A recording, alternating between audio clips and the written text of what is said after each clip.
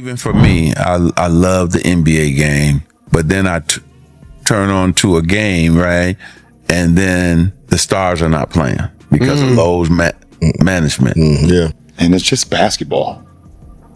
At the end of the day, it's just basketball. Yeah, I'm 10, 12 years in. I got 4 MVPs and 4 championships. Like, but do I still want to do this shit? You know what I'm saying? You know how hard it is. Some people say, I want to go play baseball. Shaquille O'Neal just lit up the entire NBA scene like a fireworks show, and right in the middle of it were LeBron James and Kevin Durant, the faces of a modern era now catching major heat. Shaq came out swinging against what he calls the softest trend in today's game, load management. He criticized players for sitting on the bench while cashing massive checks, and his words echoed across the league with full force. This wasn't some random rant. The timing was impeccable and brutal. Just days after Durant and LeBron laughed off Michael Jordan's legacy on their podcast, seemingly brushing aside everything the old school legends built, Shaq stepped in to remind them exactly who paved the way. And he didn't tiptoe around it. Every word was a punch, unfiltered, unapologetic, and pure dominance. Go ahead. So you want me to pay you $30 million to play 30 games? Hell no. No. 80 games is fine, because I did it. Jerry West did it. Kareem did it. Magic did it. Bird did it. Bernard King, like all the great legends before. When asked about load management, Shaq didn't hold back for a second. He cut straight through the excuses, saying that the real legends who built the league didn't have fancy medical tech, private recovery labs, or million-dollar massage guns. They had grit, heart, and pride. They played every single night, bled for the game, and made a fraction of what today's stars earn. And when someone tried to trap him by asking if there are too many games in an NBA season, Shaq snapped. If we had to do it, they have to do it, he said. No sympathy, no sugarcoating, just old school truth. His message was simple. Stop complaining, start competing. Of course, the modern NBA wasn't going to stay quiet. The moment Shaq dropped his truth bomb, players scrambled to respond. Draymond Green immediately fired back on social media, as if personally called out. And Austin Rivers escalated the debate further when asked about the 65-game rule, echoing the sentiment Charles Barkley once said should be at least 70. It's actually quite bullshit. Myself is to incorporate something at this point. It's ridiculous. I love Charles Barkley. He's wrong. Yeah. Well, so the older guys, they played all the games. It's Cool, just man. different. And now they walk around and they're fucking knees. Rivers tried to defend his generation, claiming that the old school players ruined their bodies, so today's stars shouldn't have to. That's the logic now, treating basketball like an exhausting sacrifice instead of a privilege worth every paycheck. Many of these players act as if earning tens of millions to play hoops is a burden. Even Nikola Jokic casually admitted that he thinks forcing players to play is wrong, basically confessing that if he doesn't feel like it, he'd rather sit on the sidelines. That mentality is exactly what Shaq was ripping apart, the idea that effort is optional.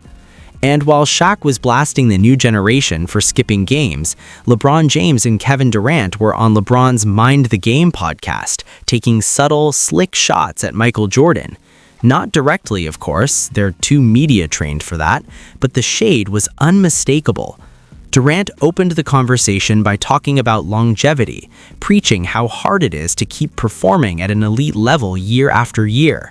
The moment he said it, LeBron laughed, a smirk caught on camera that said it all. Together, they were sending a clear message, a quiet jab at Michael Jordan's legendary career. Play. We saw what happened with the duel, but it's something that probably league wants to. I don't know. Yeah, I'm 10, 12 years in. I got 4 MVPs and 4 championships. Like, but do I still want to do this shit? You know what I'm saying? You know how hard it is. Some people say, I want to go play baseball. Then LeBron dropped a line that left fans stunned. When asked about his relationship with basketball, he shrugged and said, "Just basketball. Just basketball." That was how LeBron described the sport that made him a billionaire and built his entire empire. In contrast, Michael Jordan never spoke that way. To Jordan, the game wasn't just a job. It was sacred. It was purpose. It was war. Reflecting on his mentality, Jordan once said, "I played to win, period." That difference is stark.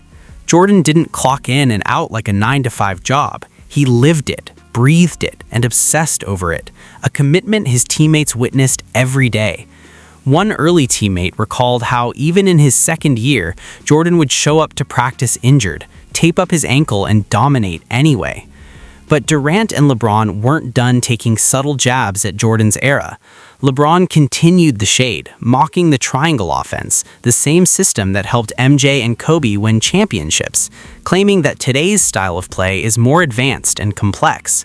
He even went further, questioning why championships matter so much, implicitly suggesting that the modern game requires a different kind of skill and toughness than Jordan faced.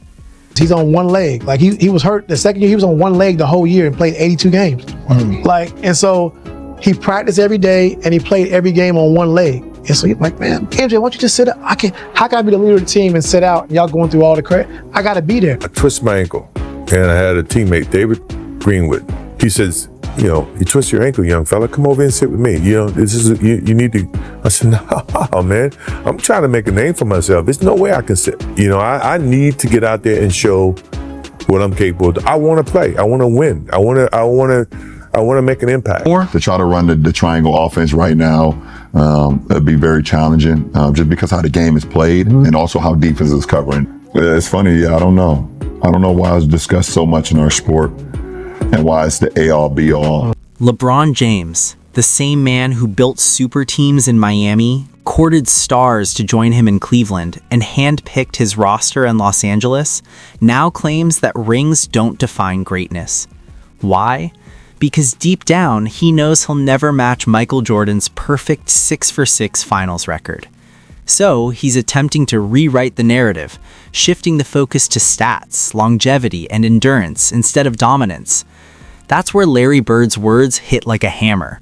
Real basketball isn't about saving energy for year 20. It's about giving everything, every single night. Dive for the ball, fight for every rebound, play defense until you can't breathe.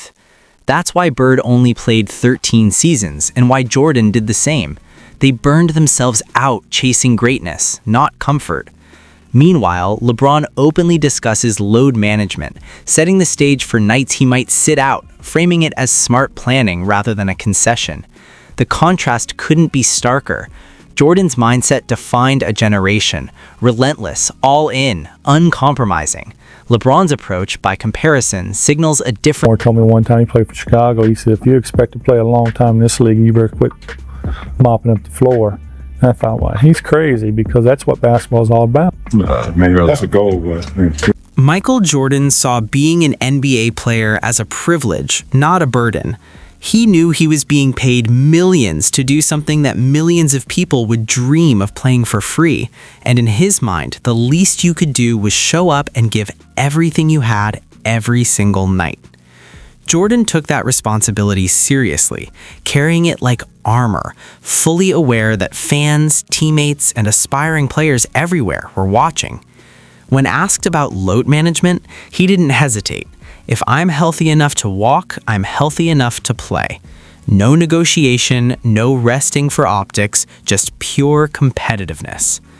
Even Tracy McGrady, who entered the league long after Jordan's prime, understood this unwritten rule, saying that sitting out a game against a legend would feel like disrespecting the game itself. That's how much old school players valued competition. But that's also why Kevin Durant's offhand comment, "Some people play baseball," crossed the line. It wasn't just a slick remark, it was flat out disrespectful. Durant ignored the deeply personal story behind Jordan's 1993 retirement. That summer, Jordan's father, James Jordan, was tragically killed during a robbery. The same man who had driven Michael's ambition. I want to impress that guy, way up on top, who probably worked his ass off to get a ticket. You really cared about the guy who sat in the top deck, right? Yeah, because I know he's probably yelling at me, and I want to shut him up. So if the guys are coming to watch me play, I don't want to miss that opportunity. Now, physically, if I can't do it, then I can't do it. But physically, if I can do it, and I just don't feel like doing it, that's a whole different lens. Well, it shouldn't be needed, first and foremost. You know, I never wanted to miss a game because it was an opportunity to prove. The fans are there to watch me play. I want to impress that guy. There's no way I was gonna take load management when the guys I named yesterday are Kobe or AI, Paul Pierce, Vince, so those guys come in. Michael Jordan always played for the fans, no matter where they sat. He explained that he wanted to impress every single spectator, especially the guy way up in the top deck who probably worked hard just to get a ticket. I know he's probably yelling at me. I want to shut him up, Jordan said. For him, missing a game wasn't an option if his body allowed him to play. Physically unable, that's one thing, but physically able and simply not feeling like playing, that was a whole different matter. Jordan never wanted to skip a game because it was a chance to prove himself to the fans. He wanted to show up, compete, and give. Player could make $1 million, and now these guys are so lucky and blessed, and they can't play basketball 3 or 4 days a week. And I know they hide behind all the analytical bullshit from their agents and people like that. What they're really trying to do is extend their career. The way the money's been and going, it depends on who you are. You're going to be able to make another $50, $70, $100 million and probably more going forward if you can extend your career 2 or 3 years. In honor of his father, Michael Jordan stepped away from basketball to pursue a shared dream of playing professional baseball. It wasn't ego and it wasn't fatigue. It was love and greed.